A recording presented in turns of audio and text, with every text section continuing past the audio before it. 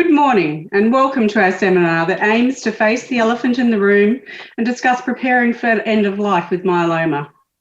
In the spirit of reconciliation, Myeloma Australia acknowledges the traditional custodians of country through Australia and their connections to land, sea and community.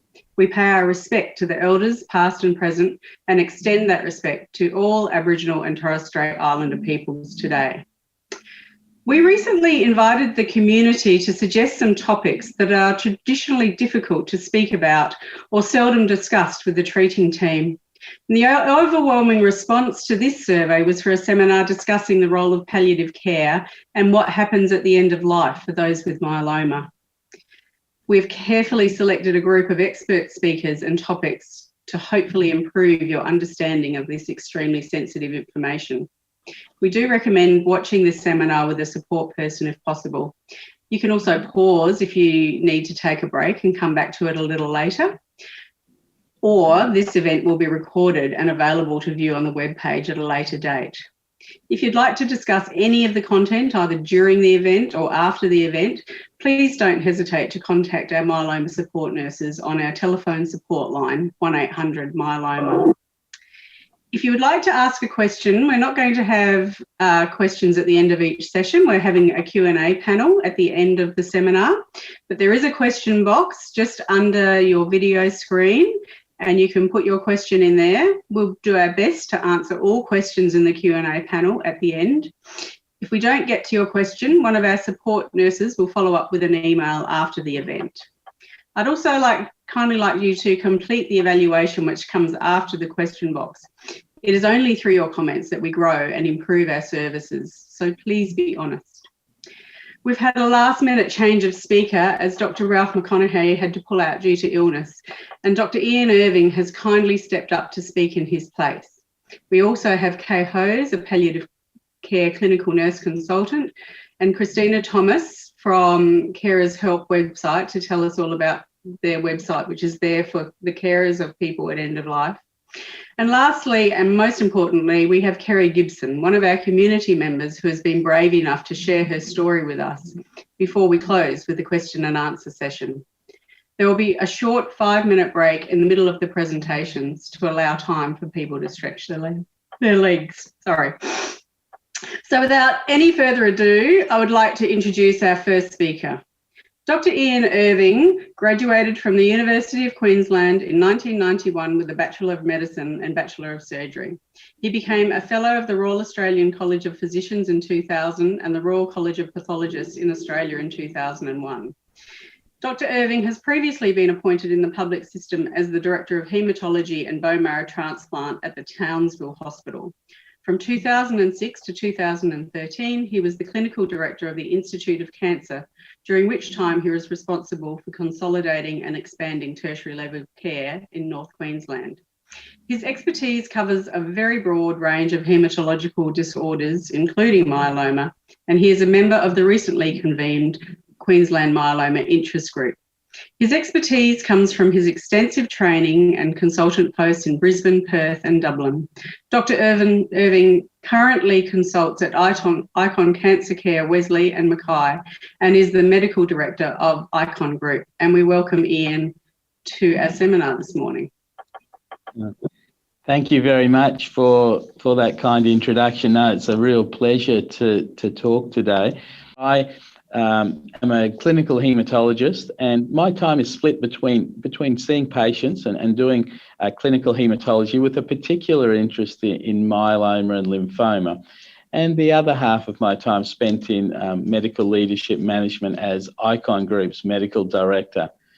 I'm stepping in for Dr. Ralph McConaughey today, who couldn't be here. Now, Ralph's shoes are very big to fill. He's a fabulous palliative care physician and runs the palliative care unit at the Wesley Hospital, where he's made it very much the norm that palliative care is involved the whole way through a patient's journey. So Ralph's approach to palliative care is very much a collaborative one, where the palliative care unit is involved with the patient and with the treating team through someone's treatment journey, and it's not only for end-of-life care.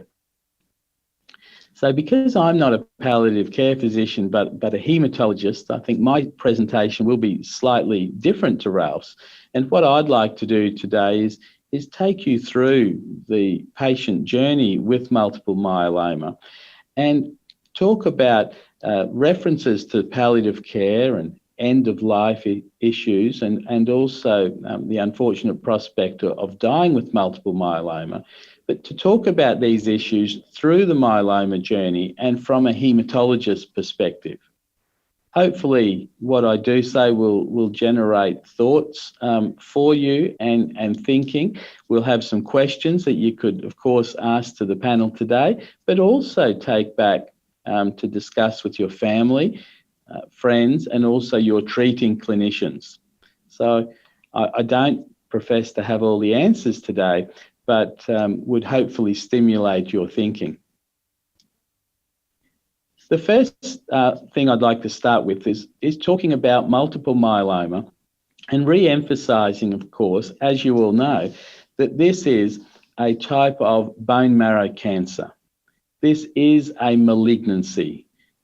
Multiple myeloma, although there are some forms that are so-called smouldering, which is really the term we use for slowly progressive or slow growing multiple myeloma or early multiple myeloma.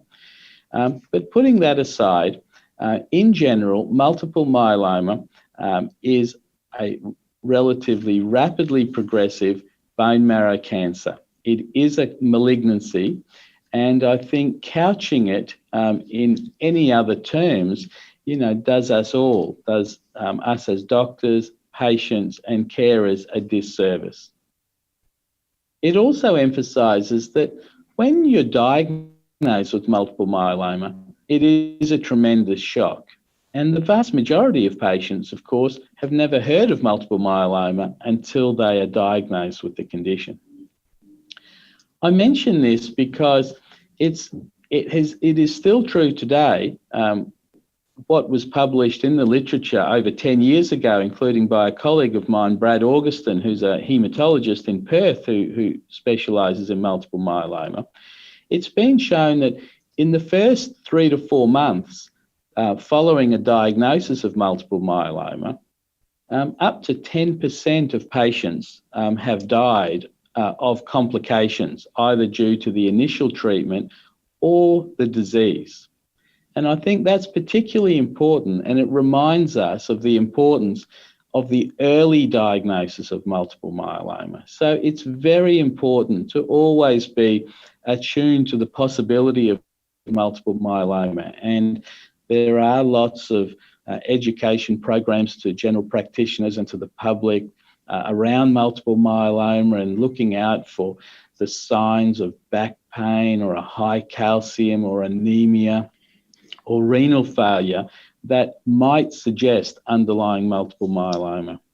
And I think it's a very important topic to commence the talk with, to re-emphasise to everyone the importance of early diagnosis, because in diagnosing multiple myeloma early, when patients are not as unwell, when there has not been a fracture, when there has not been the development of renal failure, will actually lead to a better outcome and will lead to a lower early death rate. The other issue with multiple myeloma is then how we couch that initial diagnosis. As I emphasised at the start, multiple myeloma is a form of bone marrow cancer. And so, of course, when meeting people on the first or second or third visits, you're still getting to know a patient, and sensitivity is very important. But it's equally important to be honest and direct with patients and their carers, assuming the patient, of course, gives permission to talk to friends and family.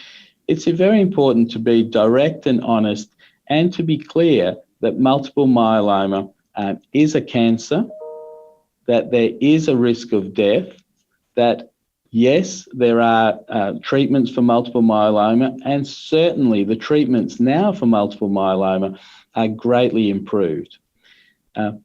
We emphasise to people some simple statistics that when I started in haematology, which is well over 20 years ago now, it was quoted that the average survival with multiple myeloma was 3 to 4 years. Now the average survival with multiple myeloma is often quoted at over 10 years or over 8 years or 8 to 12 years, that sort of ballpark figure, which is a fantastic improvement in 20 years. And that needs to be emphasised to people. But on the other hand, balancing that this is a cancer which at present there still is no cure, and there is an ever-present risk of death. If you like, it's the old adage, expect the worst, hope for the best. And although it doesn't cover all situations, it's a reasonable adage with which to start off treatment with multiple myeloma. One of the hallmarks of multiple myeloma, as you all know, is bone disease. So Sarah Newbury is often referred to as the first person mentioned in the literature in the mid-1800s who had multiple myeloma. And there are very famous drawings of Sarah Newbury lying in bed with very unfortunate and extremely painful bone deformities and fractures. And those bone deformities, bone pain, bone fractures, in the past were a very common feature of multiple myeloma. They occurred at the start, at presentation, often a pathological fracture or severe back pain, and also as the disease progressed. Unfortunately, patients developed a higher burden of bone pain, fractures, and then bony deformities. Now, thankfully, this is much less common now due to a few reasons. Firstly, of course, there is far better treatment of the multiple myeloma itself. And if you treat the underlying cancer, then you are far less likely to have fractures, bone deformities, and bone pain. The second reason is better medical care in general. Of course, we have much better pain relief. We have much better supportive care. We have much better antibiotics, etc. But thirdly, and very importantly, we have specific treatments in multiple myeloma that address the bone disease. And so in our treatment of multiple myeloma, there's really a two-pronged approach. And these two prongs of treatment are given in parallel. There is the chemotherapy, so the anti-myeloma drugs that are given to attack the multiple myeloma cells, the plasma cells. These are drugs such as Velcade, Revlimid, daratumumab, some people having stem cell transplants. The idea of all those treatments is to attack and kill the multiple myeloma cells, kill the cancer. But in parallel to that anti-myeloma treatment, there are bone strengthening agents, bisphosphonates in general, that are given to help strengthen the bones. And these drugs appeared in the mid-90s to late 90s, and so over the last 20 years have been commonly used in multiple myeloma. These are drugs such as pamidronate, Aridia, zoledronic acid, Zometa, Prolia. They're all bone strengthening agents, bisphosphonates in particular, that are given regularly, often monthly at the start of myeloma treatment. And they've been very much shown to reduce bone pain, reduce bone lesions, improve survival, and improve quality of life. And it's a very important part of your myeloma treatment is the bisphosphonate treatment. And I mention them or emphasize them in a talk around palliative care very much because by using the bisphosphonates and by addressing bone lesions, and sometimes bone lesions require radiotherapy, which is another excellent treatment to reduce pain. So I emphasise the bisphosphonates and introduce the role of radiotherapy to treat bone lesions in myeloma, because that will reduce people's pain, improve comfort, improve quality of life. And that symptom control is a very big part of what we want to do in multiple myeloma and in palliative care. It's not all about the end of life.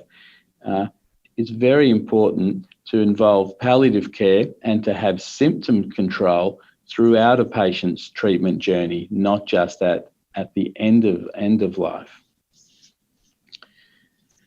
Leaving the bisphosphonates and going on to looking at a journey with multiple myeloma, as I'd mentioned before, the treatments for multiple myeloma are far superior now than what they were 20 years ago.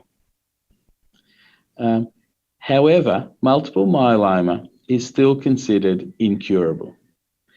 And what that means is that over a person's journey with multiple myeloma, and when we're treating patients with multiple myeloma, patients will go through various lines of treatment. It's not a matter of just having one treatment, the disease going away, and that's the end of it.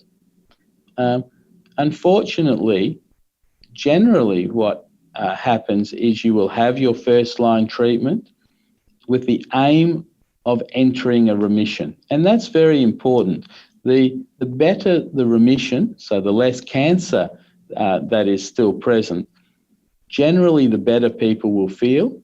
We will hopefully be able to get people off treatment, or if still on treatment, on some maintenance therapy where it can be an oral medication and it's not requiring too many visits to the hospital. It's not generating too many side effects, hopefully.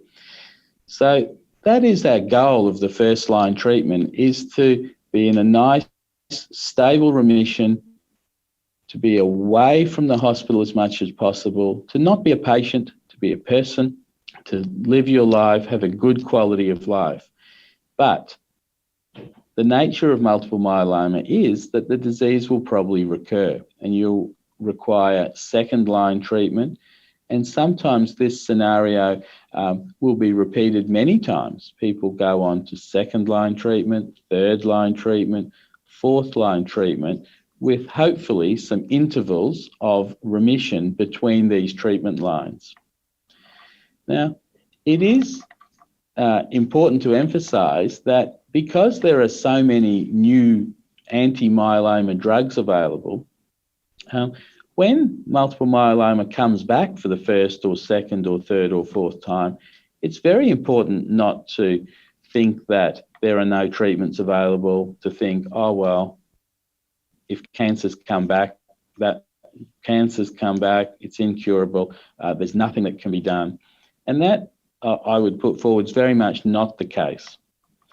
And it can be very appropriate to go from one line of treatment and have a period of remission and then go on to the next line of treatment, because controlling the multiple myeloma is one of the best forms of controlling the symptoms. If the multiple myeloma continues to progress and is not able to be controlled by anti-myeloma treatment, that is when often people have their highest symptom burden and lowest quality of life. So choosing the correct anti-myeloma treatment and controlling the disease is actually one of our most important methods of improving quality of life and controlling symptoms. Now, in addition to the anti-myeloma treatment, of course, some form of symptom control and often pain relief is very important. And we'd already mentioned that in myeloma, as in other cancers, it is definitely advantageous to have involvement with palliative care early in the treatment journey if there are significant symptoms, rather than just waiting very much to the end. Now, I know a lot of you will be treated in various different settings throughout the state and throughout the country. And the involvement of palliative care early in an oncological journey is very variable. There is research from Australia and from overseas, particularly in solid tumours such as lung cancer, that the early involvement of palliative care actually improves survival, definitely improves quality of life, and lowers a patient's treatment burden and lowers their symptoms. However, despite this evidence, it's not always the case that palliative care are involved early in the journey. And that occurs for a number of reasons. It's changing. There have been traditionally roles and designations and funding of palliative care that have skewed it towards end-of-life care. Traditionally, hospices were not co-located with hospitals often, and so very much hospice care and palliative care was end-of-life care. We're in the midst of hopefully an ongoing changeover where we can bring palliative care involvement early and have very much palliative care involved, holistic care, including the psychosocial and spiritual care of patients, and symptom control from an early stage of the treatment, and that the palliative care team providing that holistic care will work together with the treating oncology or hematology team from an early stage. Some of the other reasons that palliative care haven't been involved early in the past have been more from the oncology and hematology side. I mean, it was often in the past thought of that involving palliative care will have patients lose hope, will shorten their life, and that you should focus on the anti-cancer treatments at the start. That view is really going out of favour now and hopefully won't be around in the future. The two treatment pathways can be and should be done simultaneously, where you have the treating hematology and oncology team addressing the myeloma and the patient, together with palliative care providing holistic care, help with symptom control, with analgesia, and also the spiritual and psychosocial care of a patient. Going forward now, though, towards more of the end stage or the later stages of multiple myeloma, it's always asked by family and by patients, how much treatment is too much? When should I stop treatment? I was diagnosed with myeloma, say 5 years ago. I had a stem cell transplant. I was in remission for 2 years. Unfortunately, the disease came back. I was given some treatment, which lasted for 12 months remission. Then I tried some third-line treatment, but unfortunately, the disease progressed after 3 months. Doctor, should I have any more? Is it all just a waste of time now? I'm really, not feeling well. I don't want any more side effects. And these are very difficult questions to know because, as we mentioned before, multiple myeloma is very much a relapsing and remitting type of condition. And the types of treatment that are now given for multiple myeloma can work very well. So traditionally in cancer medicine, it was taught, and with standard chemotherapy, it was the case that each time you had a line of treatment, your remission became shorter. And so after many lines of treatment, it does become futile to continue to offer chemotherapy. And we should, at that point, look at trying to maximize quality of life over thinking we can achieve remission. In multiple myeloma, this is not quite the case because of the new treatment, and it does happen in some patients, and as more treatments come on board, hopefully it will happen more, where the third or fourth or fifth line treatment actually works surprisingly well, and people have very long remissions. So any decision around when to discontinue treatment and concentrate on quality of life, on palliative care and end of care life, very much needs to be individualized and is a personal decision between the patient and their hematologist or oncologist. And over the last 20 years, it's been mirroring the improvement in drugs has been the increase in patient autonomy and patient empowerment. And it could not be more important, because the idea of when you would wish to stop treatment or when you would want to try a new line of treatment is very much an individual decision that should be between the patient and their treating doctor. There is nothing that I should say here today that says you should stop treatment at point X. The comments I would make, though, are that we very much need to balance the side effects of treatment, and we have to manage the side effects of treatment. And there are often treatments. For example, diarrhea is often a side effect of lenalidomide or Revlimid, which is a common anti-myeloma medication. And there are ways of controlling the diarrhea with Revlimid using, for example, an oral treatment called Questrand, which can be very helpful. Cholestyramine can be very helpful to control that. So we have to be cognizant of the side effects of treatment, because they can very much affect a person's quality of life, just as the myeloma can affect the quality of life, like we spoke about earlier in the talk. So it's about balancing the side effects, balancing what the treatment involves versus the chance of responding to the treatment. It's an individual decision. As time goes on with multiple myeloma, bone issues in the past were a big problem. Thankfully, are less now because of bisphosphonates and bone protection.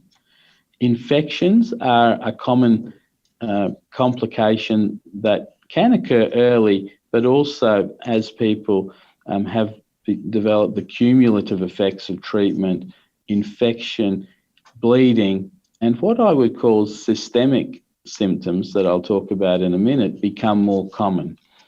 So as people go through multiple relapses with multiple myeloma, you will gradually just become more unwell with general type symptoms: fatigue, tiredness, ache, loss of interest in activities, quality of life will be reduced. And these general systemic symptoms, together with infections, bleeding, and bone disease, are often the way in which it will become evident that the multiple myeloma is progressing and not responding to treatment.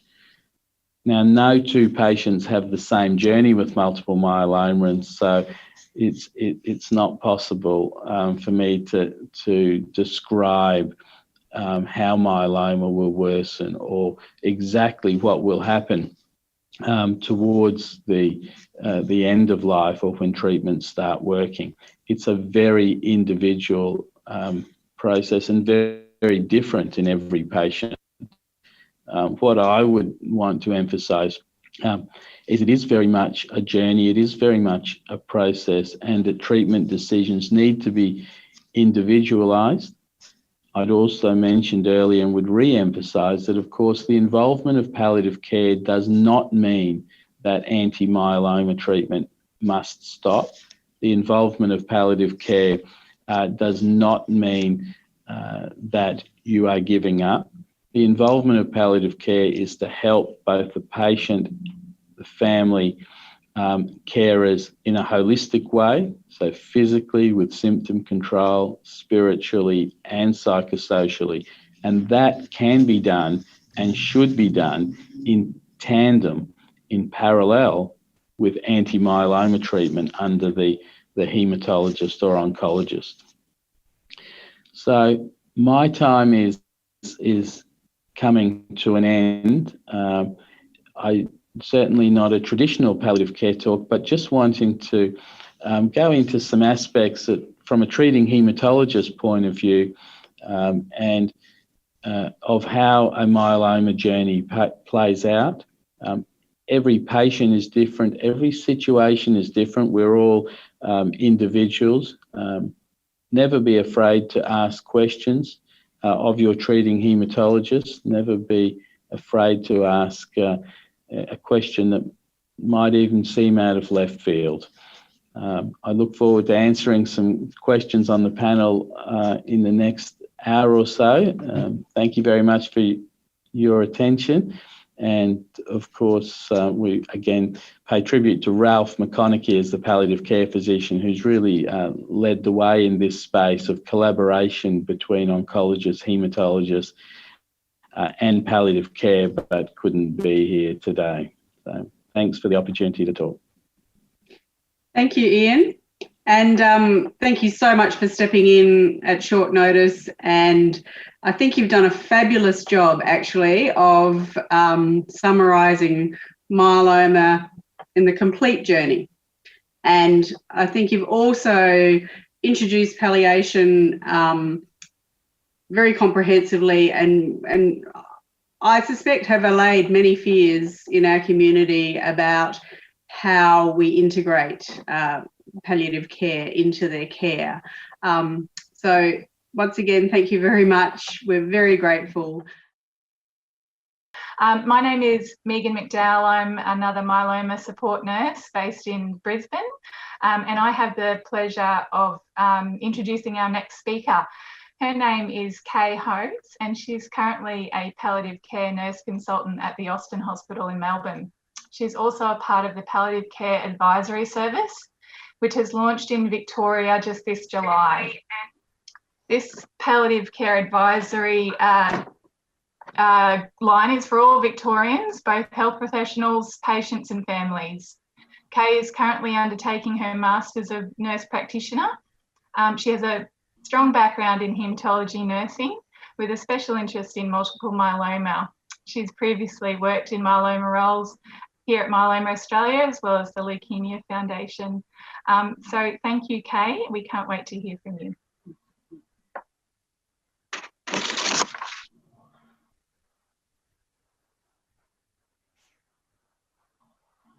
Thank you, Megan, for that lovely introduction. And I'm just so happy to be here today, speaking with people with myeloma, which is my special interest, but also in palliative care, which is my other special interest. So I'm talking about my two things that I'm very interested in, I'd say. Just a bit of an overview for my talk today. I'm just going to be talking a bit about the palliative approach, a bit about the dying patient and death itself and after, which apparently are questions that have been asked from the myeloma team on their support line. So I hope this is a nice, kind talk. I don't want to be too confronting, but I think these days it's really important to be honest and upfront and have these discussions earlier rather than later. So we have a bit of a saying, like, what is palliative care? So we say it is for people of any age who have been told they have a serious life-threatening illness that cannot be cured. So I think that's really important because we have a lot of patients saying to our palliative care team in the hospital, oh, palliative care, it's only for end-of-life care.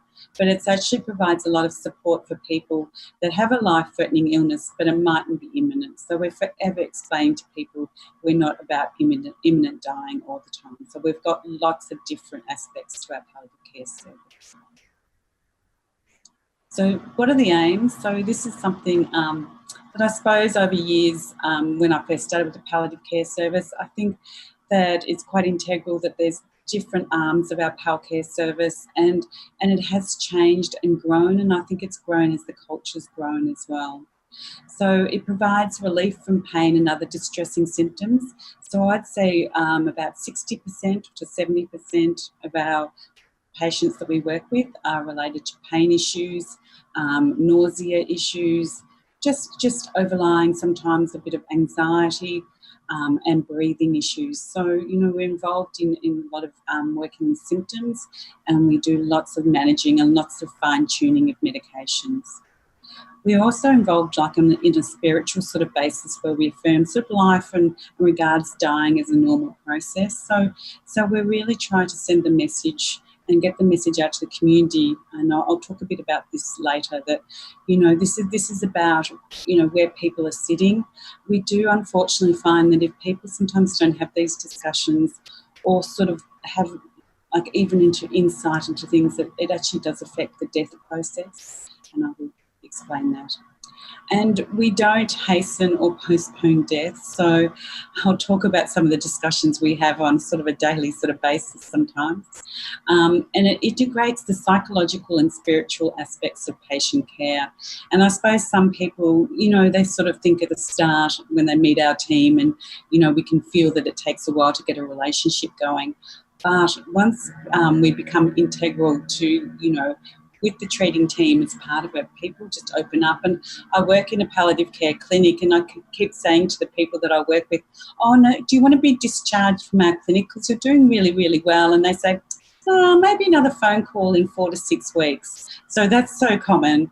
My team do laugh because they're like, okay, we're meant to be discharging because we're meant to be seeing more people. But it's all about that psychological and spiritual approach as well. So offers a support system to help patients live as actively as possible. We ask so much about giving them quality at home. So that's our really big message. And offers a support system to help a family cope during the patient's illness and in their own bereavement. The number of times I've sort of had to say to patients, look, if we get palliative care service, it's not for you, it's actually for your family. And sometimes I've had to be quite blunt because I can see the family are really struggling. And, our service is not just about the patient. So this is just what I was saying before. So there's your palliative care and there's your end-of-life care. So I really want to make sure that people know that palliative care doesn't mean imminently dying all the time, and the number of times we have to reinforce this, and the amount of fear. And people have asked us, why don't you change your name? And I think some services overseas and maybe even some services in Australia are starting to look at being called supportive care, because really that's a lot what we do. But historically we're known as palliative care. And I think we really want to demystify death and dying and spirituality. So I think we're going to stick to palliative care, but please, it's not the same as end-of-life care. And where are we at in the community? So this is a bit of a reflective piece that I've sort of done, thinking about where we're sitting currently. I mean, I think you probably all know I'm in Melbourne, even though I haven't got a mask on. But I think these times have been so challenging, and I think even when we see overseas what's happening overseas. So I just wanted to talk about some of these things. So I think, unfortunately for our society, there's been a developing stigma attached to death and dying. Before, and culturally, people used to die at home, and it used to be more like a natural process. And now, as we've advanced medically, and there's also, and unfortunately sometimes with haematology patients, that there's lots of hospitalisation. So it's almost like people can get on a conveyor belt. So it's association with hospitalisations, advances in medical treatment and attitudes. There must be something else that can be done. So we're sort of in a lucky place because we actually do become involved with patients that not necessarily, they might still have treatment options. So we get a lot of patients for symptom management, as I said, for pain, and sort of breathlessness and so forth. But I think these attitudes and advances in medical treatments mean some people just never sort of right until the end have that time to reflect. And it's really that time to reflect that's so important. As that connection, this is really what I want to discuss about the dignity of dying. So as I was saying before, I find in our practice, or we've actually known now, there's a bit of a risk for people that never sort of get to that level of understanding where they're at and that they are dying. Look, sometimes that's people's coping mechanisms, so we always understand and we always, respect people's wishes.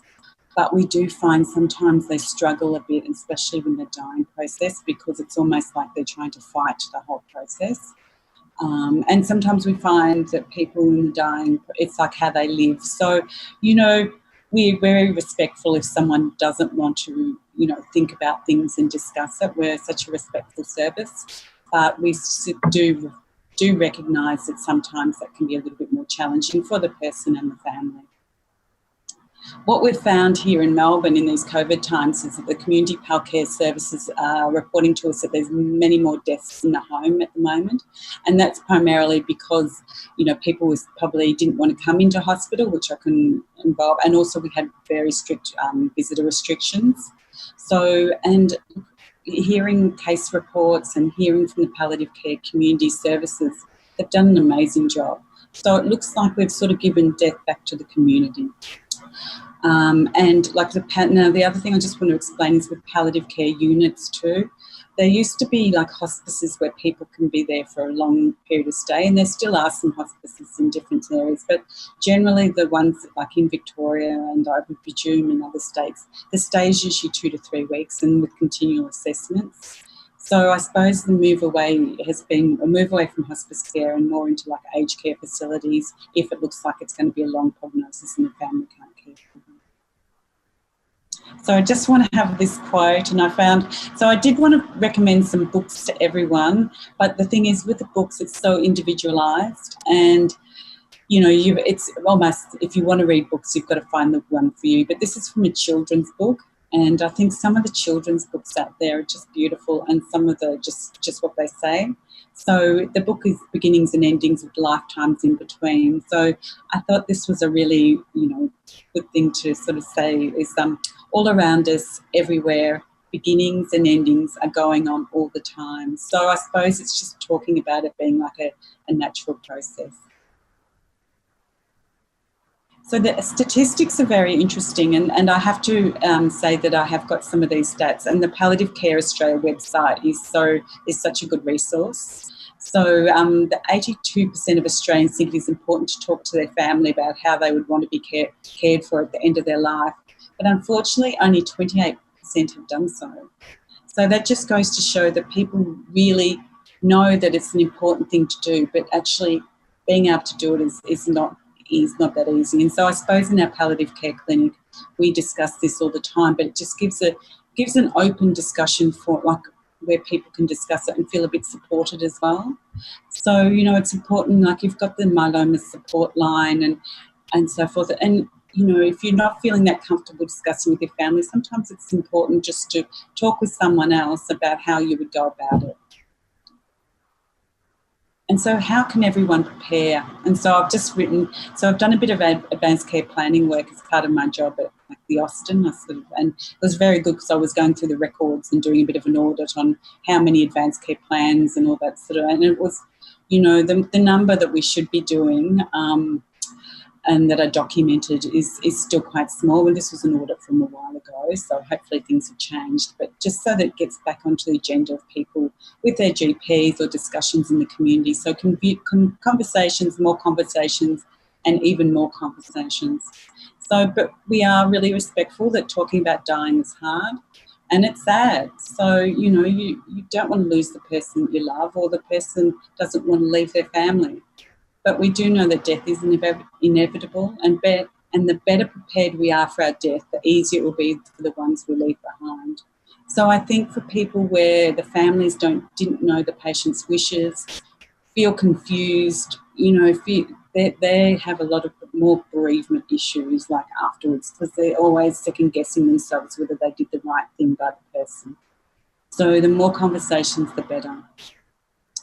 And when we prepare in advance for death, we are able to leave the decision-making burden on those closest to us. So if you have that discussion with that person, or even writing it down, journaling things, at least that person knows that they're respecting the person's wishes.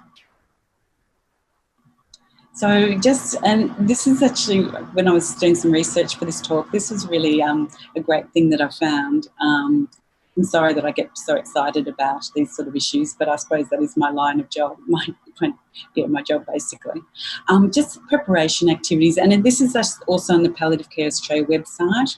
So it's about looking at and this is how you can sort of do it without thinking, using, just a bit less confronting, I suppose. So you can sort of decide on what is very important, somewhat important, or not important to you.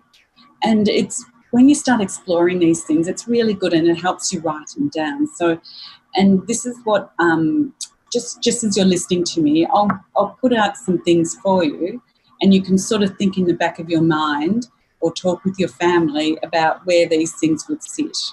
So, not being connected to a machine. So whether that would be like you'd like everything to the end, or whether you'd just like a, natural sort of death, and just having these discussions, being at any choice of care. So we're always discussing about, where you'd like to be, whether you'd like to be home, whether you'd like to be in hospital. And that's another non-judgmental thing from ours. We just want to be, we just want your choice of care to be somewhere where you feel supported and your family feels supported as well. Not being a burden to my family. This comes up time and time again. Especially as people their quality is affected and they need some more support at home. But sometimes the patient will say to me, I don't want to, I don't want to be a burden to my family, but actually the family just want to support them. So, but that's very important to work that one out, whether where that sits in your value system. Leaving a legacy, I wish more legacy work was done. It's just so beautiful for families, and this involves, and sometimes families do this, but it's just beautiful to recapture what that person's lives meant. And I know some families where the person's written a book or put photos together, or even for grandchildren or children, leaving a legacy, and that's that preparation. Look, I just think it's one of the most amazing things, and it's really beneficial for the person doing it. Staying active, and that's important too. So I'd just like to do, these are just some of the the conversations that we have, in the hospital, and that are well known to the palliative care services. So, and this is to do with the palliative approach conversations. So we have people, so when they become involved with our palliative care service, sometimes we get some things like, why aren't you doing anything? Why is everything stopped? Why is the medical treatment? And I have to say the medical teams really consider these options very carefully. And by the time the patients come to us, if we're the sole team, so as I was saying before, sometimes we can be involved with patients, with their treating team. So you might still see a haematologist and also have palliative care. So sometimes there's the two arms coming in. And sometimes, for teams, it's better if the teams transition us into palliative care service. And so what I would say to that is we're doing everything that's appropriate, and we'll continue to provide the appropriate care for the unknown time in front of us. So that's about, making sure pain's well controlled, which is always a big thing for people when they say, I don't want to die with pain. And then we have, families asking, are they going to wake up and get better? And then we say in response, we're not sure, but we're not able to improve their chances, but we're also not going to make things worse for the person. And this, we do get this a fair bit too. And this is because for us, we don't hasten death. I think there's a lot of things, lot of, those movies and things where, it looks like it's just an injection, but we actually just make sure it's quality and timely, but also we don't hasten death. So, and we have to talk with families because I say, how long can this go for? And they're suffering, but we just say that, we're not attempting to shorten the situation, and we're certainly not aiming to prolong the situation, and we'll provide adequate symptom management just to ease the distress. So that's our thing, that we ease any distress at the time. We do get this, please don't tell him, her, or, someone's dying. We usually find the patients generally know that they're they're dying, but we do respect families' choices too, and we have to do that too sometimes with diagnoses, especially with some, you know, elder patients that they don't want them to know that they've got cancer or so forth. So we're always respectful of that. I do have to smile though when the family says, don't tell them, and then I go in to speak to the patient and they know. So, but it's, you know, just working with patients and families, and we're very respectful of people's choices. So the end of life care. So this is, I mean, this is very can be confronting for some people. So, you know, but I think it's important to know, because, you know, sometimes our biggest source from families on how patients are going, especially when our clinic, when we work in there, and also when patients are admitted into hospital. So the things that we look at predominantly, and these are a lot of symptoms we work on, is people just lose their appetite. And this is a natural sort of process of dying as the body sort of, you know, hasn't shut down completely, but it's all slowing down. So it's like a slowing down process, basically. Confusion and restlessness, we do get a bit, but we're very good at managing that. Dry mouth, pain. So you know, there are symptoms sometimes involved, depending, and this is what we have to manage. Respiratory secretions, so we manage that as well, and constipation, nausea. So these sort of things are probably just, it's almost like, even with the confusion, restlessness, it's just like the body all slowing down, and, you know, it's a natural process, but we can, you know, just be alongside the patient and the family. So these are communication with relatives. And this is what we do a lot of in the hospital. Would you like me to explain about the next few days? And also I did work in the community, and we do exactly the same thing in the community when we visit patients. Reassuring, normalising and making it okay. So we do a lot of, you know, making sure people, because that's I have to say, on reflection of where our society sits at the moment. You know, at times the dying process, you know, in the olden days, you would have seen people dying, but a lot of people these days actually haven't really been involved in that sort of dying process if it's been quick in the hospital. Or, you know, I think before we had people dying more at home, in the homes.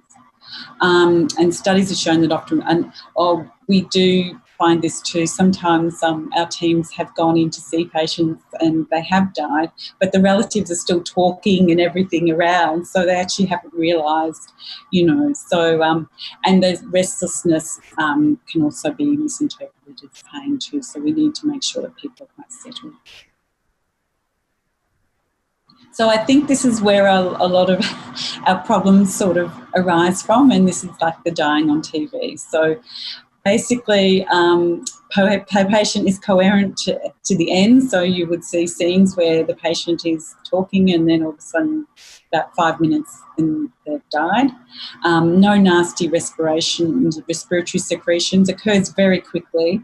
And then so the people are alert and awake and deliver stirring dialogue.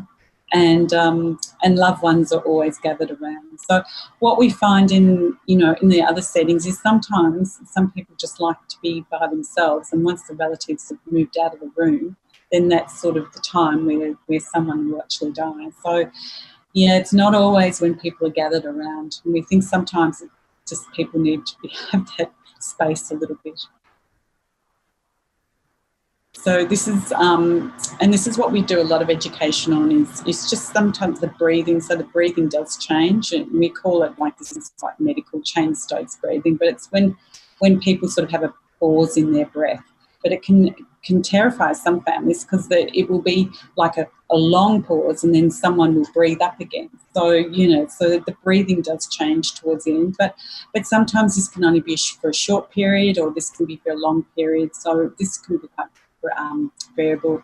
We do find, as I was saying before, that the body's just slowly sort of starts, it's almost like shutting down. So you'll find that people get a little bit cooler. And then also with the breathing. So the breathing changes, and then sometimes, and I hope this isn't too confronting because I'll put the death rattle, but what we find is people get some secretions, and we're always saying to family that's actually not causing any distress to the patient, and we usually roll them from side to side. And the helpful hints, so we always say that patients may be able to hear them. So we always get people to talk about their wishes, or just saying goodbye, really. And so we sometimes suggest, people go in one by one to say goodbye. And it's okay to hold people's hands and do mouth care and as much care as they want. We do make sure family and friends have lots of rest as well.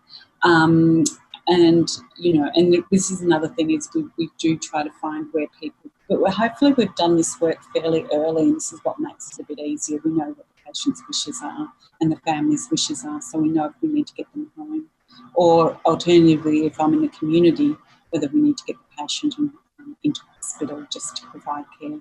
Because, as I was saying before, death in the home isn't always what everyone wants, so it's really working that out.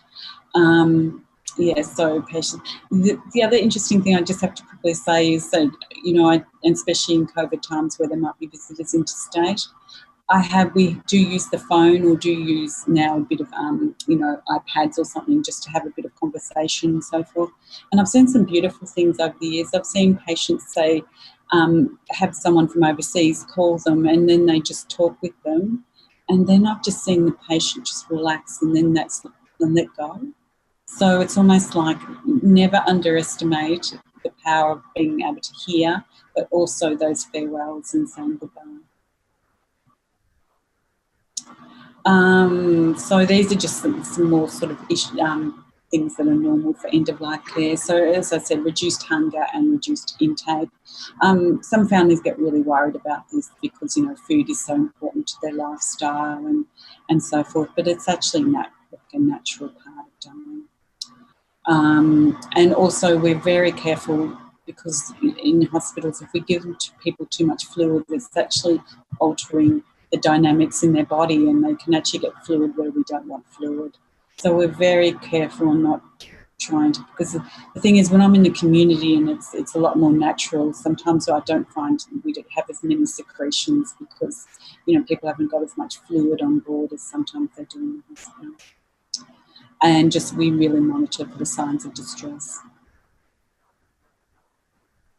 So, and these are the sort of natural things as I was talking about before, actually. So just sometimes people get like blue sort of lips, which is like cyanosis, and sort of the skin does feel different. The consciousness is usually lost as well, so we find people have a reduced conscious state, so they usually get a bit drowsier as well.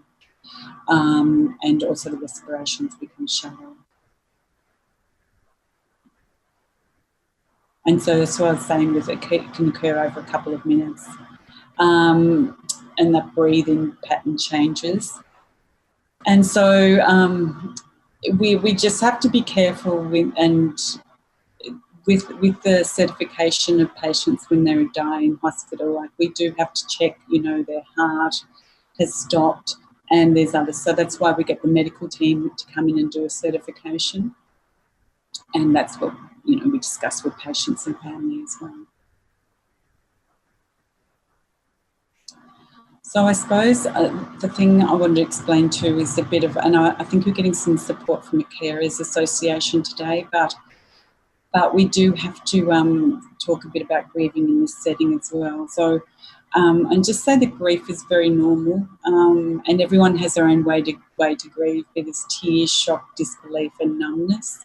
And just takes time, and I think families just need to be patient and kind with themselves. And look, I had someone say that the best sort of expression, which, because I work with so many grieving patients and families, was that, not to make too many decisions at that time, because it's almost like you go back into a childlike decision-making process. You just got to give yourself time and some support, and just be very, very kind. So I talked about the death certificates. Sometimes in the hospital or in the community, if it's a fall or it's post-surgery, there can be a coroner's case if we're uncertain about what happened. And with that does, as a family, that is an important thing to discuss with the medical team, just because you get notification later and it can actually impact a bit on the grieving as well. So I just want to talk about some of the resources in each state. So I'm not quite sure where everyone's coming from, but most of the states have got some phone support now. So Tasmania's got a palliative care after hours phone support, but it must be already linked in by the looks of things. And so that's their number. Victoria, as I was saying, it's got an advice line. Western Australia's got an information and support line. New South Wales has as well, so the after hours palliative care advice line. Northern Territory's got an email, which I found there for you, and Queensland's got a support line called Palassist. And this is just the Victorian one, which I work for as well. And so it's just started in the last few months. Like it's been so months and going to be launched in a couple of months as well. So why I put this up is just so that you get a bit of an idea what these advice services, just to discuss about the palliative care support and just listening here really. As I was talking about in this discussion, a lot of it is sort of just listening and just being a soundboard for people when they're exploring what they want to talk with their families or whether the families want to talk with the patients. So, and that's so important. And also they can also help trying to access and help with finding services for you. And these are just some of the resources that are available. There's a whole list, and I also mentioned about books, but they're very individualised. So with books, you probably want to find the right one that fits for you. So just Googling and just having a look at the books. I think that's it. And I'd just like to thank the Myeloma Australia for inviting me to speak today. Thank you.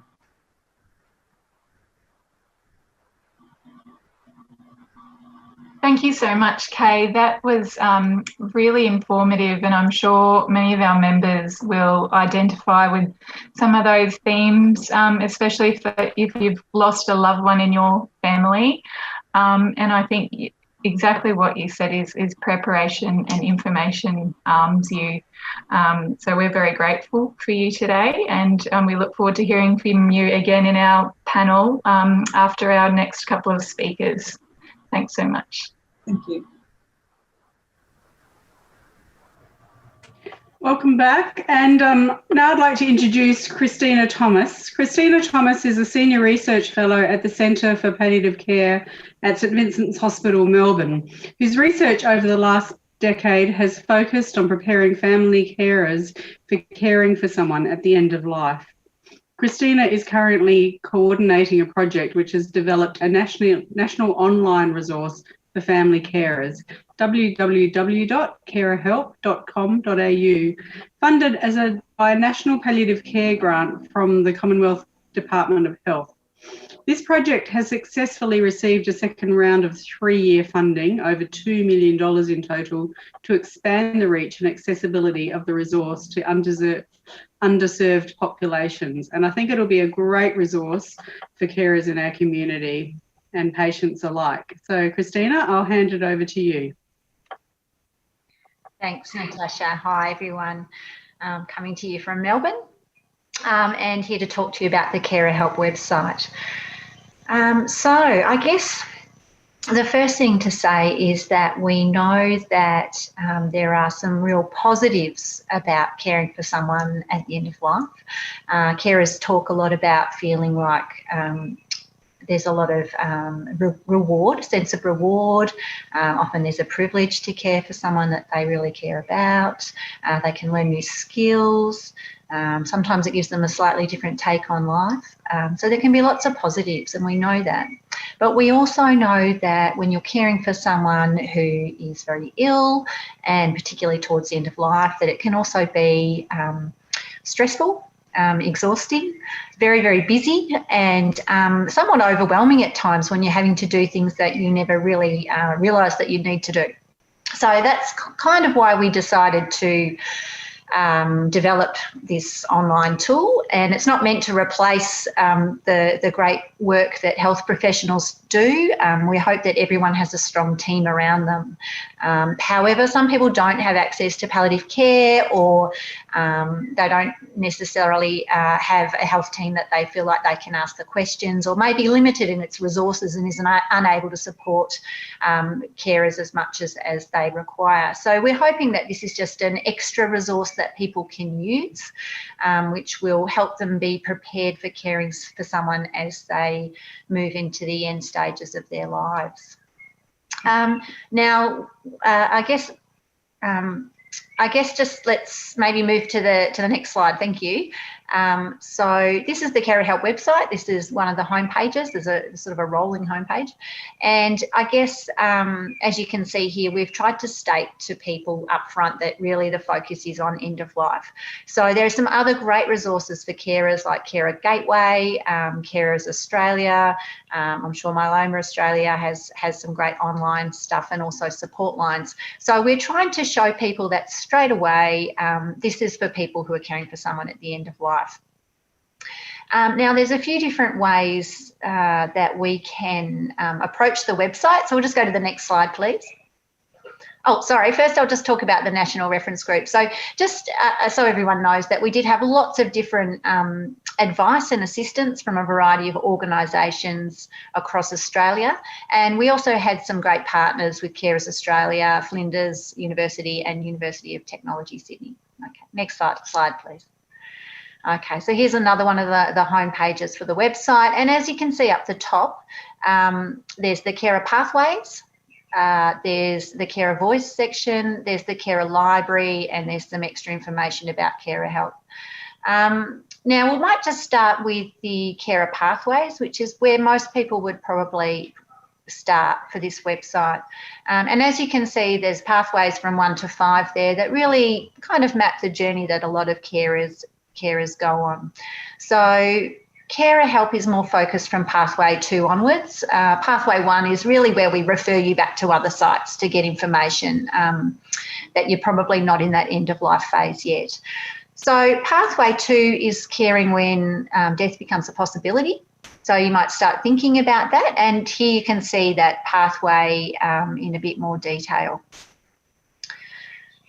So for each of the pathways, we do start with a little blurb to try and help families kind of get oriented to, is this the kind of information that I need? Is this where I am at in the journey? So this is really, Pathway 2 is about, yes, recognising that death is a possibility. It's potentially still a ways away, but it is an endpoint that we're going to have to deal with at some point. So let's start thinking about it. I guess preparing for it, and just taking time to get used to that idea, because it can be, it can be an intense piece of news to hear. And sometimes people hear it from a health professional. Sometimes they hear it from reading information just online and realising that that's a likely outcome. Often it can be something that people know about, but they don't talk about. So we're trying to offer a way for people to think about it, read some more information about it from a credible source, and start to understand the issues that might be coming up for them in the foreseeable future. So you can see we've got Mark Bowie there, who is a palliative care doctor, and he's doing a video on what is advanced disease and what is prognosis. So there's sort of some questions that often come up for people when they start to realise that the focus of care might be changing from one that's really around curative treatment or focusing intensely on certain symptoms to extend life, to one of, okay, let's maybe change the focus of care a little bit more around comfort, quality of life, and not to say that those two types of care can't run in parallel. Of course they can, but it's just acknowledging now that there may be a different focus for care, and maybe some new services might need to come in, such as palliative care. You can then see that there's a number of key resources that we've recommended to people who we think are probably in this stage. And you can see there's some question prompt lists. So what might I be asking the doctor at this time? Thinking about your own self-care, some tips from carers who've been through this before. So going over the next, into this next phase of caring for someone at the end of life, what are the things that other carers would say to me? How can I prepare for this? How can I make this time easier for myself and the person I'm caring for? Probably the other thing to say at this point is, while I'm focused on carers, there is no reason why people who are living with an illness can't look at this website and get a lot out of it. And I guess ideally, the carer and the person who's living with the illness might look at it together, and it might be a really nice way to start some conversations, think about how you both want care to be going forward, making your preferences known, and just acknowledging that you're a team, and this is something that you will be going through together, and how can you make it the best you can for both of you. So you can see there's a lot of resources there that I hope people will go and have a look at. Next slide, please. We'll go on to pathway 3, which is preparing for dying. So this is when you're acknowledging that actually end of life is relatively close.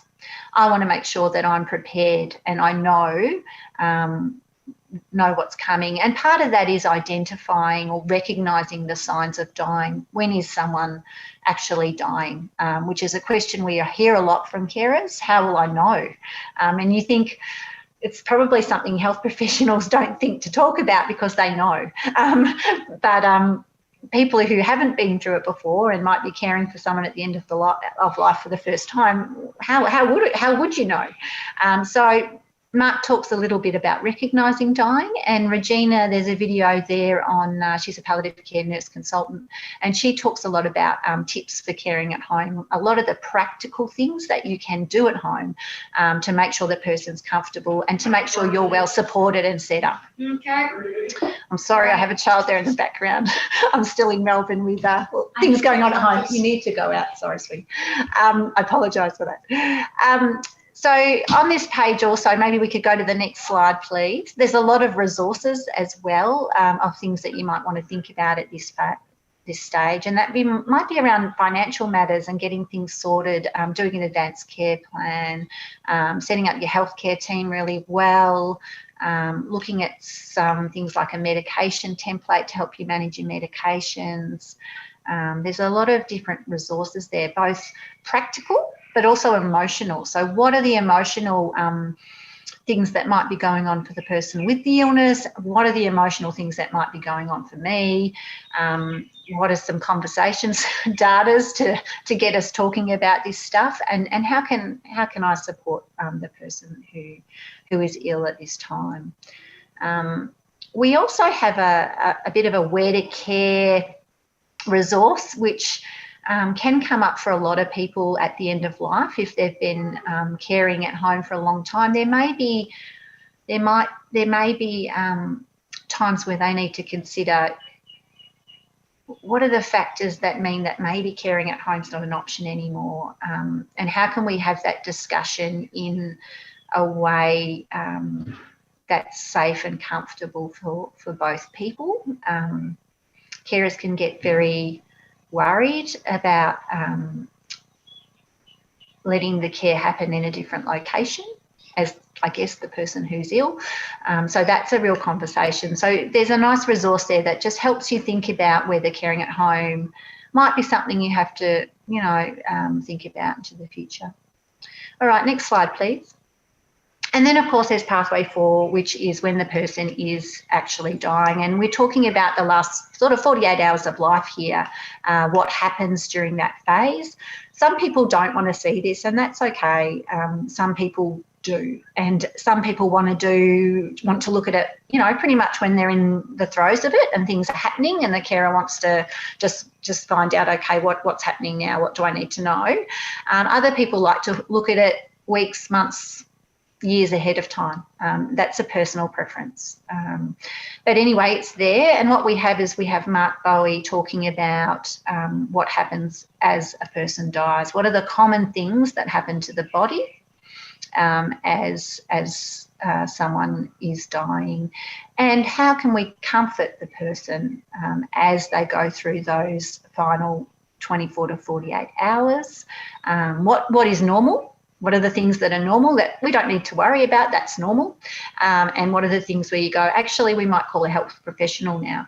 This is something that may be slightly outside of normal and I don't want the person to be uncomfortable and I need to call for help now. So he goes through that in really great detail. He speaks in a lovely way and in a very frank way.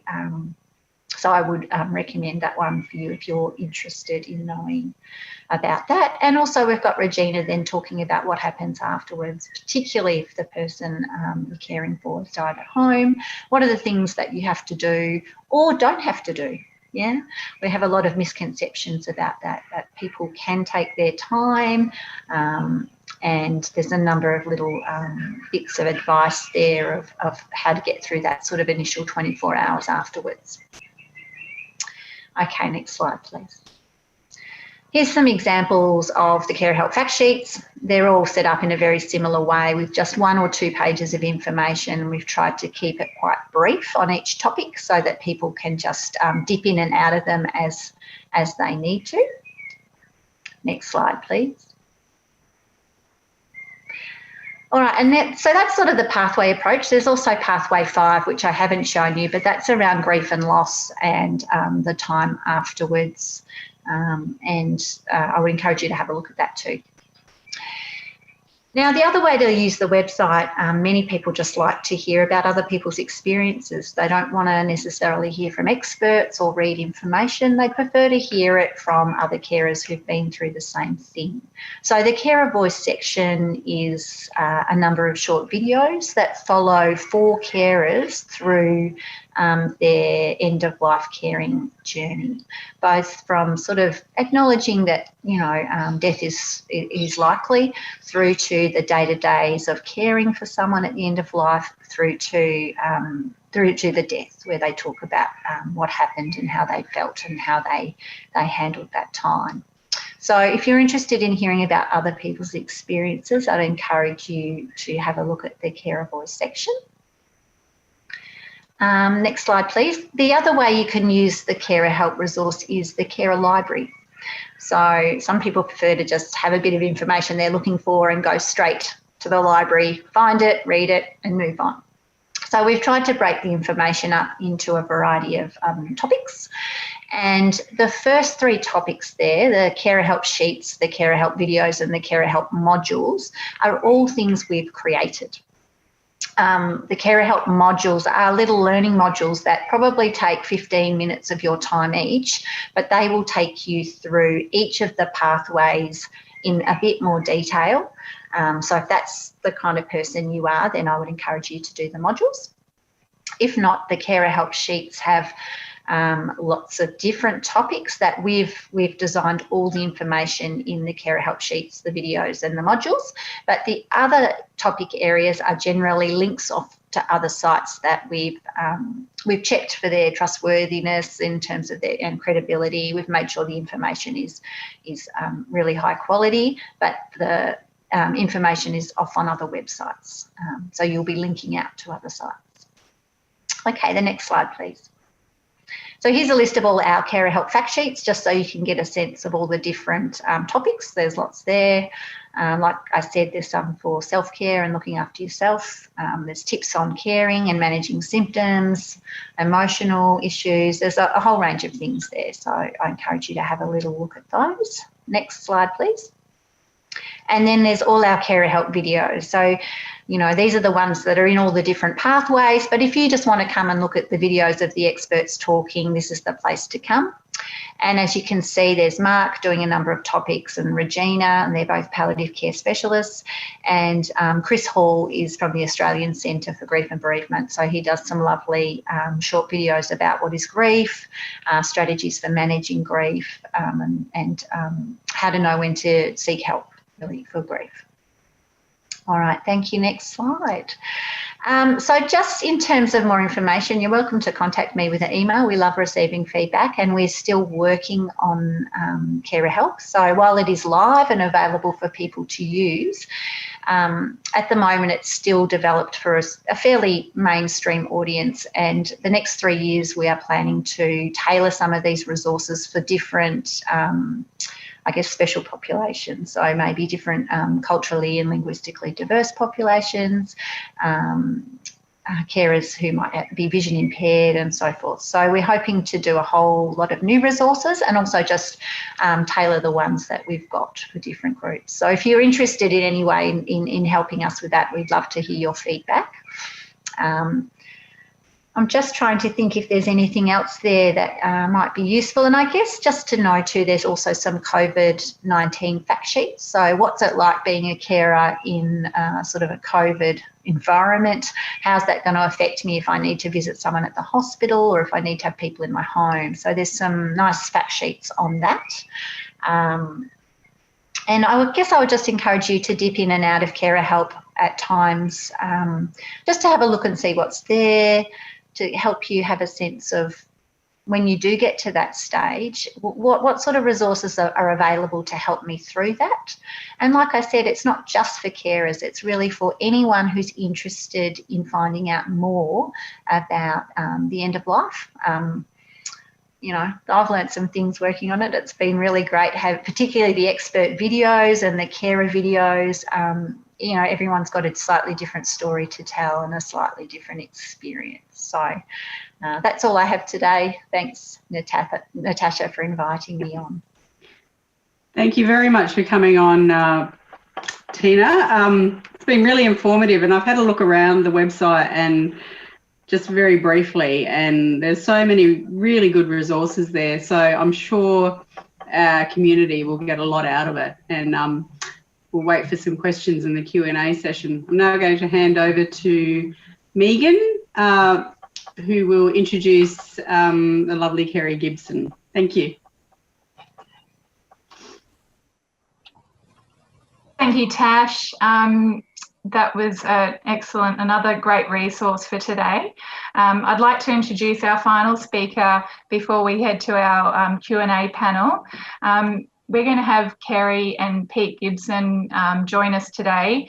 Kerry has been living with myeloma for several years and is a long-time supporter of Myeloma Australia.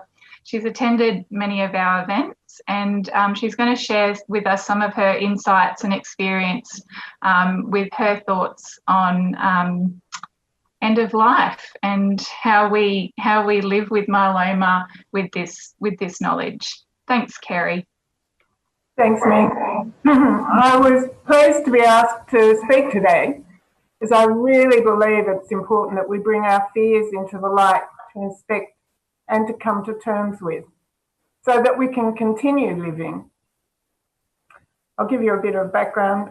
So I'm Kerry Gibson. I live in Northern Victoria with my husband, Pete. We were in dairying, milking about 250 cows, which, as well as the basic milk harvesting, also involved being out and about in all weathers, making sure the cows were calving without difficulty, feeding them, irrigating, etc., etc. Quite a busy lifestyle. We did have staff from about early 2000. In September 2010, there were heavy rains, and it meant that we'd be out and about with the tractor and trailer, lifting 30-kilo calves into the trailer to bring them and their mothers in, working in gumboots and sloshing through the mud. We'd also just laid pavers in a courtyard, with me being able to carry in the stones. During this time, I was starting to think my age was catching up with me, as I was coming in after a day's work feeling exhausted. When we got back to finishing laying the pavers late October, I found that my strength was diminished. In January 2011, we visited Adelaide. I was so tired. We had a long drive to return home, as we had to drive nearly into Melbourne before we could head north because of the floods and our need to cross rivers. 2 weeks later, on a Sunday morning, I said to Pete that we needed to go to emergency because I had a DVT. just assuming it was due to the long drive. The doctor on duty in ED was from the practice I go to, and as this was the second DVT I had had, sent me next morning for an ultrasound and consultation with him. I later asked him what made him worry, and he said a second DVT can be an indicator of cancer. That started the 2 weeks or so of frequent consultations and blood tests. And then one day I arrived at pathology to do bloods, and they said the doctor had requested a urine test as well. Pete and I went to an appointment on the eve of my 60th birthday when we were told I had multiple myeloma and was being referred to Melbourne. My GP also said to only research reputable sites online, not blogs for information. At this time, a friend of ours was in palliative care, having battled myeloma for a number of years. He died just before I first went to Melbourne. His wife became a mentor for me. My first appointment was one of feeling totally out of my depth. Unknown hospital, although I had been born there 60 years before.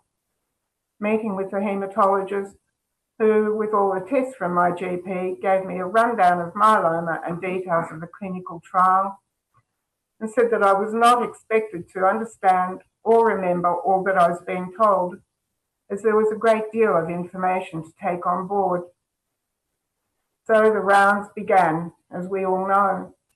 Bloods, 24-hour urine collections, bone marrow biopsies, scans, skeletal surveys, a truckload of tablets.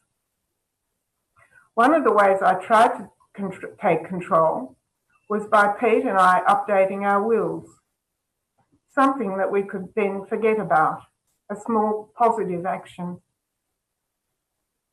Although we told our family, we did decide, after discussion with my sister and brother, not to tell my mother at first.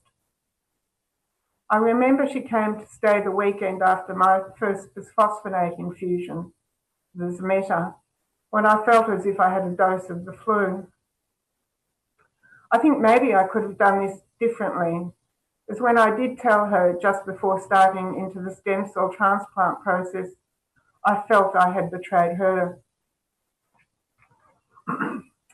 I used to read up research papers from which I could glean a little and front up to my appointments with questions that my haematologist was more than happy to answer.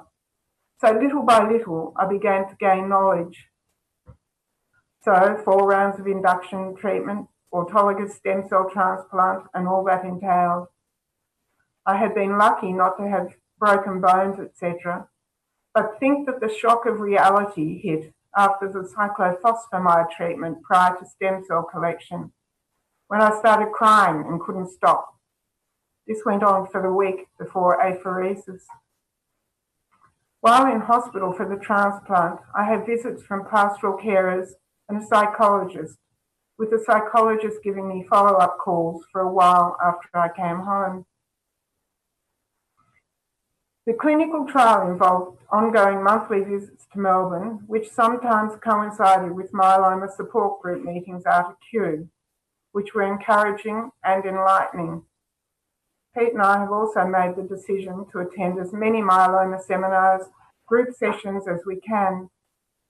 For a layperson who has a tendency to forget, hearing about what is myeloma, upcoming treatment, how to deal with fatigue, how to cope with side effects of treatment, it's a positive reinforcement that I'm not alone and, all things considered, in the best place for dealing with the cancer.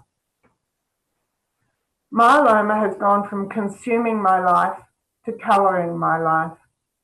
I'm always aware that I need to be a bit precious about my health. Luckily, I have a great team looking out for me. My family, haematologists, GP, support groups, the members of the church cluster I belong to. Pete and I went to UK for 5 weeks in September 2012, with a week's delay in starting the next course of maintenance drugs. After a while, I went on to 12 weekly visits to the haematologist and Zameta, with the other 4 weekly bloods being done locally. Then in 2014, Pete and I decided to retire from dairying. One of the reasons being we wanted to travel while I was well. In 2015, we went off to Scotland, England and France, armed with pathology request slips and 12 weeks supply of medication. Although I was tired by the end of the day, I thoroughly enjoyed the time. In late October 2016, I went to an event being presented at State Library of Victoria, Unspoken, What Will Become of Me, presented by Health Issues Centre. It was for all concerned with ageing, declining capacity and the quest for dignity. Moving through installations, you will be taken on a journey encompassing laughter and reflection to a place where unspoken anxieties can become comfortable conversations. These all led to the final discussion, which was on advanced care plans. I started to do some reading. Fabulous books like Atul Gawander's Being Mortal, Illness, Medicine, and What Matters in the End. On the back cover of this is the statement, the ultimate goal, after all, is not a good death, but a good life all the way to the very end. Another amazing book is by Paul Kalanithi, When Breath Becomes Air. Myeloma UK issued a booklet, Planning Ahead, an info pack for myeloma patients, which I found really interesting. So after this, I wrote, in consultation with my GP, my advanced care plan, statement of choices. In it, I addressed the question of what makes life meaningful enough to go on living. One of my concerns is that at end of life, having intervention that buys only limited reprieve, they're no better or in a worse condition than before.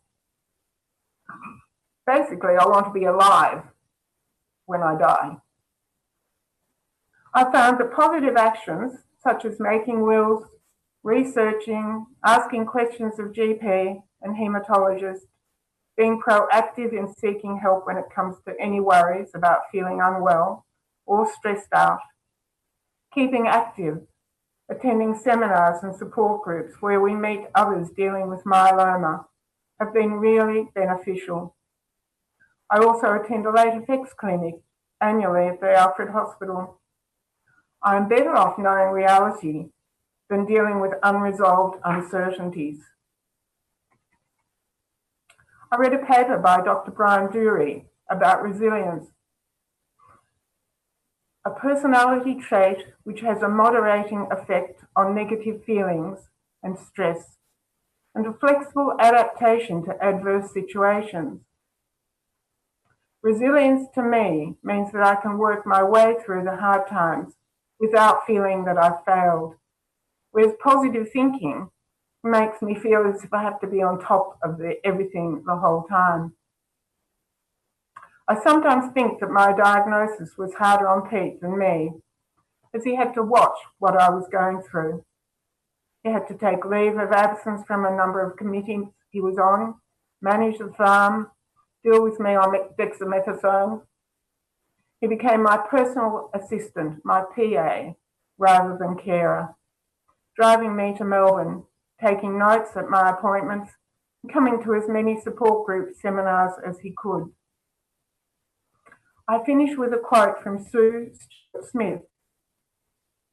We can either ignore death or live in fear. It is the bit in between that is harder. If we think about dying too much, it interferes with living. But if we never think about death, we are perilously unprepared. Thank you. Thank you so much, Kerry. That is a beautiful quote, and we're really grateful for that insight from you. And I hope you'll stay with us for a bit longer. I'm going to hand over to Tash, who's going to chair some of the questions from our viewers today. Thanks, Tash. Thanks, Megan. And I'd like to thank you very much, Kerry. That was beautiful. I started tearing up at one point listening to you. I'd like to invite all of our other speakers, Ian, Kay and Tina, to join this session. We have some questions that I'm sure our viewers would like to hear the answers to. Ian, I might start with you. Discussing death and dying can be a fairly uncomfortable topic for both patients and the health professionals and their doctors. So what's a good way for a patient or a carer to start that conversation, and is it a one-off discussion? Yeah, no, thank you for that question, Tash. And no, it's been a great session that you've run in the morning. Firstly, I'd say definitely it's not a one-off conversation. You know, as Kerry has emphasised in her talking about her journey there, living with multiple myeloma is very much about living. You know, it's very much about living every day, and so treating patients with multiple myeloma is very much about an ongoing relationship and discussions both about the disease and about prognosis, and of course the uncomfortable subject of death and dying shouldn't be a one-off discussion at all. How you bring up these conversations, is never difficult. I mean, sometimes it will need to be initiated by the doctor or the myeloma nurse or the healthcare professional. Other times it could be from the patient or carer, and I think that's very important. If it is a topic that your doctor or the person you're caring for's doctor is not bringing up, but you feel it needs to be discussed, then just like asking scientific type questions, it's a very valid question to bring up. I think the issue, because it's difficult, is definitely best done with a patient's treating doctor, so not a locum or someone who's covering on the weekend or who may be only there for a short time. It's important to bring it up with someone you have a trusted relationship at a time. There's no one time that's appropriate, but at a time where you both are able to talk, there's privacy, there's enough time, there's not anything else happening, such as an urgent medical intervention or a procedure. So I haven't quite given you a direct answer, apart from saying that issues around treatment, prognosis, choices, and death and dying and end of life care, should be discussed consistently throughout a patient's journey. And in a setting, of course, that's appropriate to good communication. But it definitely shouldn't be a taboo topic, and definitely shouldn't be a one-off discussion. Thanks, Ian. That's a great answer. Kerry, what tool or advice did you find the most useful in your advanced care planning? Well, my discussion with my GP was really good. And my mum, who's now 97, had always been at my siblings and me to do an advanced care plan. So she and I discussed all of this, but some of the books I read were fabulous, and that helped gel my mind about what I want in the end, which is basically not to live in a vegetative state if possible, and that there are choices that if we need to make, we can make. But it was a good exercise in thinking things through as far as I was concerned.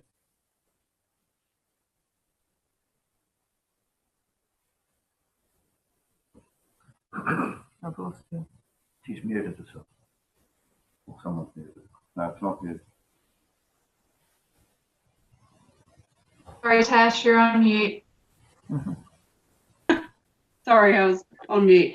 Kay, I'm just going to ask, What palliative care supports are available in the community, and are they accessible to everyone regardless of state or location?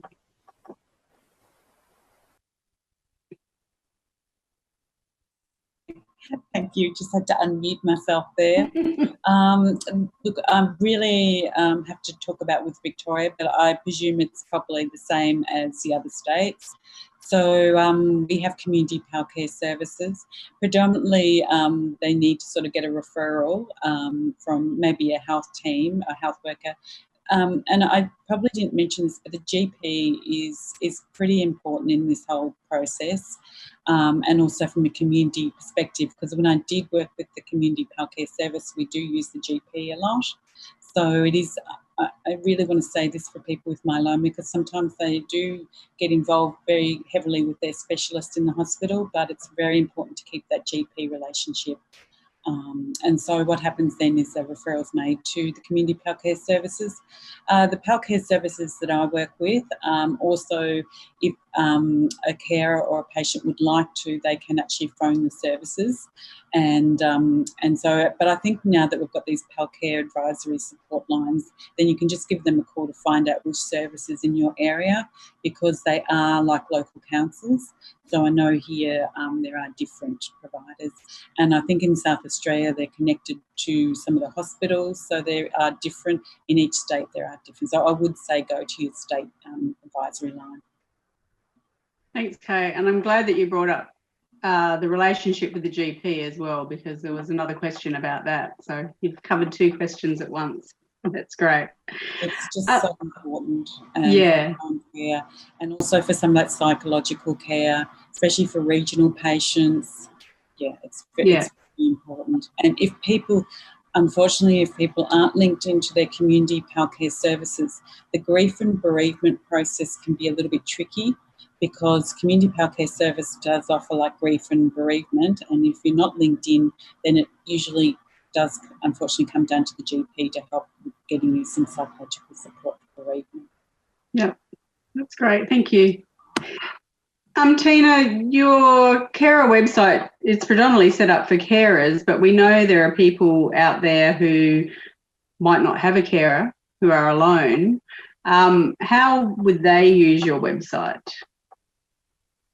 Oh, that's a good question, isn't it? I think it's still, I mean, the information on there is really written, it's written for anyone who wants to learn more about what end of life entails and how to support someone through that. And while people don't always have a carer, or what they see as a carer, they still might have a neighbour or a friend who pops in and checks in on them, who may be interested in having a look at it too. But I think if the person who's ill could probably get a lot from the website as well, and even support workers. Like, we're hoping that with the work we're doing on the website in the next 3 years, we'll be able to develop some good resources for support workers who might go in and play that role of a family carer, whether it be in a variety of fields like disability. There could be a whole range of people who kind of play that role and they don't consider themselves a carer.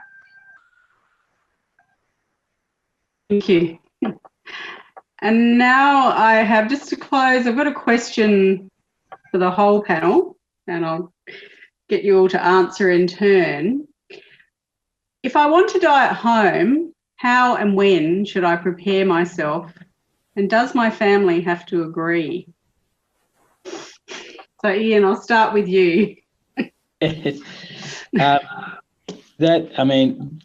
probably what a lot of us want, is to be able to die at home. And thankfully, one of the advances in cancer care over the last 5 to 10 years has been that a lot of treatment is done as an outpatient or as a day patient, so that thankfully you don't have to spend long periods of time in hospital. And of course that translates to end of life care. Everyone would rather be at home with their loved ones, with their friends, with their carers, without any restrictions on visitors, without the sterile environment, etc. So I think it's very important.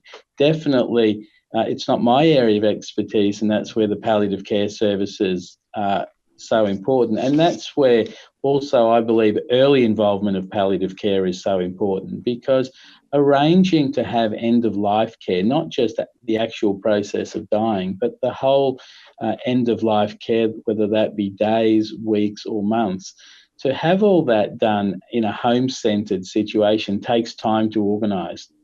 And that's where knowing your palliative care team and being introduced to them relatively early in your journey is a huge head start in arranging that process, because it can't just be turned on when you're unfortunately coming to the last few weeks of your life to all of a sudden involve a palliative care team and to guarantee that you'll be able to have that care at home. So early intervention.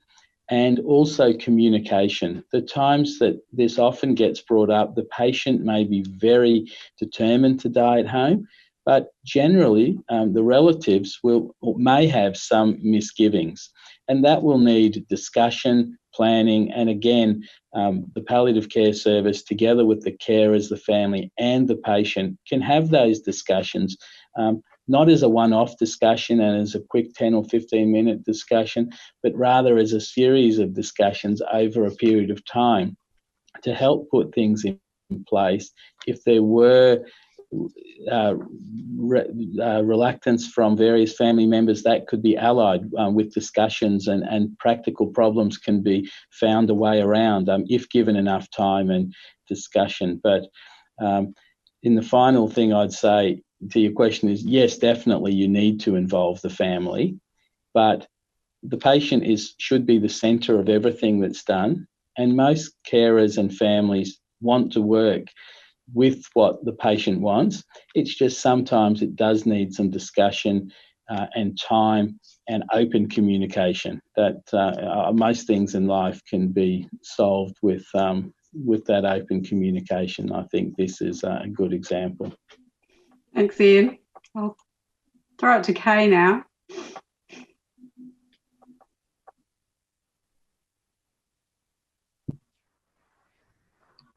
Can you hear me? Yeah. Yeah.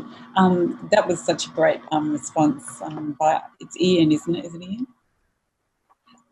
Because it is. But I do want to say that we, as palliative care, we work alongside treating teams often, and that's usually the case. So, because, you know, with myeloma, you might have to be with your treating team for a number of years. So, but what we do find, and we get this request a lot, is that it needs to be being discussed really sort of beforehand. But in being in the hospitals, I'll talk about the hospital setting first of all. So being in the hospital setting, we can turn around and make that happen fairly quickly. Like it is like a priority. So in some cases we can do it within 24 hours, but we always need the carers. So for people, unfortunately, that live alone, it's really not an option to die at home. And we generally say, and I actually work now in transitioning people home for their wishes. So with that service, and so we say 2 carers at home. To be able to do end-of-life care properly in the home setting. And I spoke to a family just recently, and they were sisters and they were going to rotate the job, but then they were so glad that both of them were in the home together. So we do say 2 carers, and families do phenomenal things. So they do get a roster in if there's a big family, friends come in, and so, but we do say it's a process towards end-of-life care where you need 2 carers, even for the hygiene. We do need to organise sort of sometimes beds to come in. There's a lot of logistics, so it's not just something that happens quickly, and it needs to be an effort. But families, I have to say, are amazing, and friends. So friends have done amazing things too. From a community perspective, if someone's already linked into the community palliative care service, then they would have probably had those conversations, and as the haematologist was just saying, they're usually a bit more prepared because, you know, they've got things in the home, got things placed. So that's why it's really important to have community palliative care service in place when things are starting to fall apart a bit. And we usually say that's when treatment options are becoming quite limited and more symptoms, and I suppose that's really our time to come in, and the haematologists will usually do a referral and say it's probably time for palliative care to come in at this time. But yeah, there is a lot of coordinating, but 2 carers in the home and 2 willing carers. And the other thing, that another big discussion that we have is some people do have a fear of someone dying in their home. So like a partner mightn't want their partner to die in the home because they don't know how they'll feel with that afterwards. So that's another important consideration. Bring up some great points there, Kay. Thank you. Tina, what's your perspective of that question? Yeah, absolutely. I guess just thinking through a lot of the research interviews I've done with carers who've spoken about their experiences of someone dying at home and in the hospital, I think probably one of the big messages I got from carers is, one, you know, don't feel like a failure or don't feel guilty if things change. If you've got one idea in your head and you're committed to caring at home, and then for whatever reason that's not able to happen, I think a lot of carers say, don't feel like a failure or don't feel guilty over that. Sometimes the person's symptoms, they just need to be in the hospital. Sometimes the person caring has their own health issues, and that sometimes has to take priority as well. Although I would say if you can have family supporting you at that time and there's multiple people involved in caring, that would be, the ideal.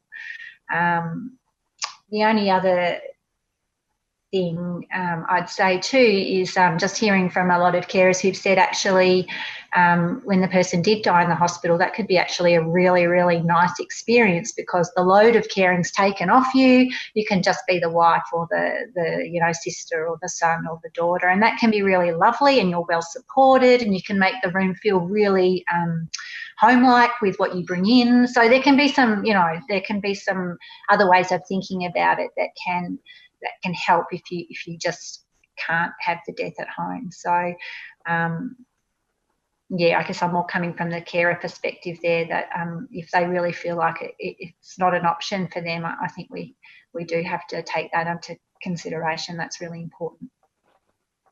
Thank you. Some great points there. And finally, Kerry and Pete, you've listened to all the experts with their comments, but, you're the most important person in this discussion. So what are your thoughts on it? Well, Pete's dad died at home. He lived for 95 years on the farm, basically, and he'd been away for a few years. But Pete's sister came home. She began, Meals on Wheels on Heels. So she would help with the feeding and everything. She just lived next door. And that was really good. Great palliative care, though. Great palliative care. There was backup. I mean, she was medically trained. And that was lovely. His mum died in the local small hospital, which I don't know if living in a small regional area is more comforting because you know people. You already are familiar with a lot of people. I don't know what's going to happen. We've just had our bedroom painted, so it's all prepared nice and clean, but I don't intend, I'll have to have it repainted in 10 years, I hope. Wouldn't you like me playing Finlandia on the harp? And Pete's going to play the harp for me, so I feel as if I'm already gone. But ideally, I would die at home, but again, I would feel comfortable. And I've had a bout in hospital in the last few months, and I felt quite comfortable in hospital, but then I was sick, I wasn't dying, so that's possibly a big difference. I don't know. It's a choice people make at that time, and knowing that there's good support out there for whatever you do is really comforting. Thank you so much. Thanks, Kerry, and thank you, Dr. Irving, Tina, and Kay. I really feel that this was a really informative seminar, and I hope that our members and viewers watching today have taken some points, and I think it should lead to some discussion. I think everybody in every session expressed that importance of talk, discuss, and have an information available to you, and talk with your family and your caring team. I just want to emphasise that if there's anything that you want some more information on today about some of the books mentioned, some of the resources, the phone numbers mentioned, please use the Q&A box below, or you can call our support line directly. We also have an evaluation form which is below the Q&A section.